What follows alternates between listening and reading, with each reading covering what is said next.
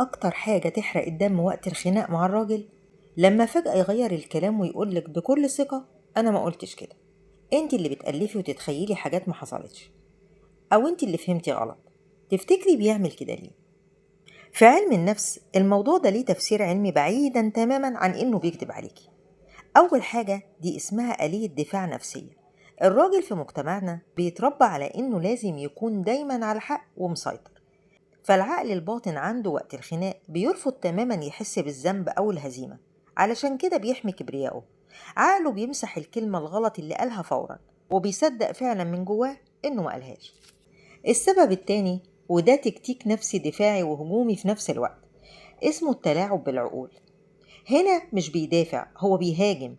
بينقل الضغط من عليه ليكي انتي، بدل ما الخناقة تكون من غلطته الأساسية بتتحول عليكي انتي، بتتحول لخناقة تانية خالص، وهي: هو أنا فعلا سمعت غلط؟ هو أنا اللي بتبلى عليه؟ وبكده بيشككك في ذاكرتك وبيطلع هو البريء. السر الثالث هو اختلاف طبيعة الدماغ.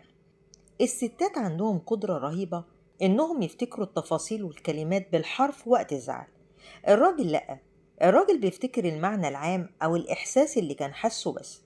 فلما بيحكي الموقف القديم، الذاكرة بتاعته تلقائيا تعدل الأحداث والكلمات علشان تخليه شكله أحسن، وهو مش بيبقى واخد باله إن ذاكرته بتخدعه. الحل الذكي إيه؟ بلاش تقوليله أنت كذاب علشان ما يعاندش أكتر. قوليله ببرود: جايز أنت مش قاصد، بس الكلمة دي وصلت لي المعنى ده، وخلينا في مشكلتنا دلوقتي. كلمة أنت كذاب بتعصب الرجالة جدا، رغم إن هما بيبقوا كذابين، بس بيتضايقوا جدا لما تقول لهم إن هما كذابين. فبلاش تقوليها أحسن عشان المشكلة ما تكبرش أكتر. قولولي في التعليقات كم مرة سمعتوا جملة: أنا ما قلتش كده. شكرا.